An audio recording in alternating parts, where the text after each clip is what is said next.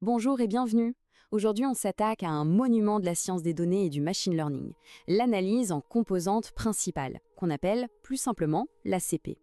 C'est un outil incroyablement puissant, un vrai couteau suisse qui nous permet de mettre de l'ordre dans le chaos des données complexes.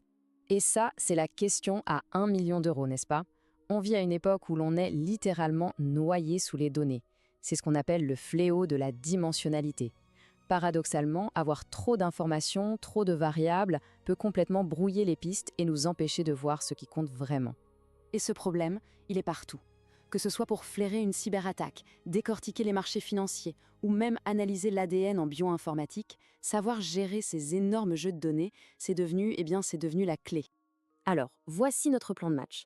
On va d'abord bien cerner le problème que la SCP cherche à résoudre, ensuite on plongera dans ses rouages pour comprendre comment ça marche, on verra des exemples concrets, on parlera aussi de ses limites, et pour finir on explorera comment cette vieille idée continue d'évoluer aujourd'hui. Allez, c'est parti! Comment est-on arrivé à cette idée de composante principale? On va voir que c'est une solution d'une rare élégance à un problème qui, lui, est sacrément complexe.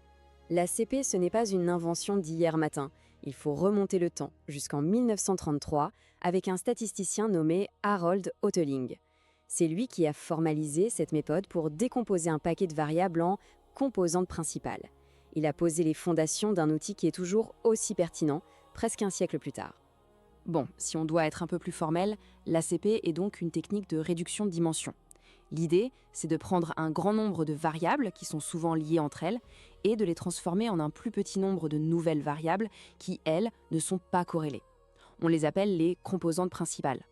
Toute l'astuce, c'est de faire ça en perdant le moins d'informations possible ou, pour être plus précis, en conservant un maximum de la variance des données de départ. Ok, maintenant qu'on a posé les bases, passons à la partie intéressante. Comment ça marche concrètement? Comment est-ce qu'on transforme un nuage de points qui a l'air complètement chaotique en quelque chose de clair et d'utilisable? Le processus se fait en 4 étapes principales. D'abord, on standardise les données. C'est juste pour s'assurer que toutes les variables sont sur un pied d'égalité. Ensuite, étape 2, on calcule la matrice de covariance pour comprendre comment les variables bougent les unes par rapport aux autres. L'étape 3, c'est un peu le cœur du réacteur. On calcule des objets mathématiques qu'on appelle vecteurs propres et valeurs propres. C'est ça qui va nous donner nos nouveaux axes. Et enfin, dernière étape, on choisit les quelques composantes les plus importantes, celles qui capturent l'essentiel du message. Alors, ces fameux vecteurs et valeurs propres, je sais que ça peut faire un peu peur, mais l'intuition est assez simple. Imaginez que vos données forment un nuage de points, un peu comme une galaxie. Les vecteurs propres, ce sont simplement les axes qui traversent cette galaxie. Le premier vecteur propre, c'est l'axe qui passe là où la galaxie est la plus étirée. C'est la direction qui contient le plus d'informations. Et la valeur propre associée, c'est juste un score qui nous dit à quel point cet axe est important. Plus la valeur est grande, plus cet axe est crucial pour comprendre la forme globale de notre nuage de données. Bon, assez de théorie pour le moment, passons à la pratique. Où est-ce qu'on utilise cette technique dans la vraie vie? On va voir que les applications sont parfois assez surprenantes.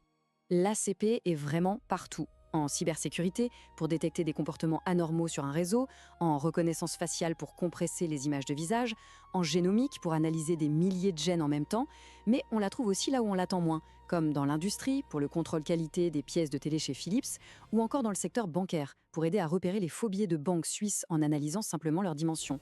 Mais attention, l'ACP classique, aussi géniale soit-elle, n'est pas infaillible. Elle a une faiblesse, un vrai talon d'Achille qu'il est absolument essentiel de connaître avant de l'utiliser. Comme le dit très bien cette citation, issue de la recherche, la version classique de l'ACP est hypersensible aux valeurs aberrantes, ce qu'on appelle les outliers en anglais. Ce sont ces points de données qui sont très différents des autres. Le problème, c'est qu'un seul de ces points peut complètement fausser l'analyse. Il peut tirer les axes principaux dans sa direction et nous donner une vision totalement déformée de la réalité. Pour bien visualiser ce problème, on va reprendre notre exemple des billets de banque suisses. C'est un jeu de données classique, connu pour contenir justement quelques-unes de ces fameuses valeurs aberrantes. Voyons ce qui se passe quand on applique l'ACP classique dessus. Et là, l'image parle d'elle-même. Regardez bien le graphique de gauche, c'est le résultat avec l'ACP classique. Les points aberrants, ces quelques billets vraiment bizarres, sont complètement perdus au milieu des autres. L'ACP se fait avoir, elle ne les voit pas. Maintenant, jetez un œil au graphique de droite. Ici, on a utilisé une méthode d'ACP robuste. La différence est flagrante, non? Les anomalies sont parfaitement isolées, clairement identifiées. C'est la démonstration parfaite de la faiblesse de l'approche classique. Heureusement, la communauté scientifique ne s'est pas arrêtée là. Face à cette limitation, l'idée de l'ACP a continué d'évoluer, donnant naissance à toute une famille de méthodes bien plus sophistiquées. La réponse la plus directe à ce problème, c'est l'ACP robuste, ou ACPR. L'idée est brillante. Au lieu de tout traiter en bloc, elle part du principe que les données sont la somme de deux choses, une structure de fond, propre, et une couche de bruit ou d'anomalies. Le but de l'ACPR est de séparer intelligemment ces deux composantes pour nous révéler la vraie structure cachée sans être perturbée par les points aberrants. Et l'évolution ne s'arrête pas à la robustesse. L'ACP est devenue une véritable boîte à outils, avec des variantes spécialisées pour attaquer toutes sortes de problèmes.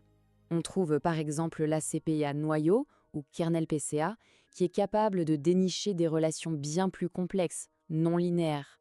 Il y a aussi l'ACP incrémental, conçu pour travailler sur des jeux de données gigantesques qui ne rentrent pas en mémoire, en les traitant petit bout par petit bout. Et plus récemment, on assiste même à des mariages avec le deep learning, comme le RBCANet, qui combine la robustesse mathématique de l'ACP avec la puissance brute des réseaux de neurones. On arrive à la fin de notre parcours. C'est le moment de synthétiser un peu tout ça.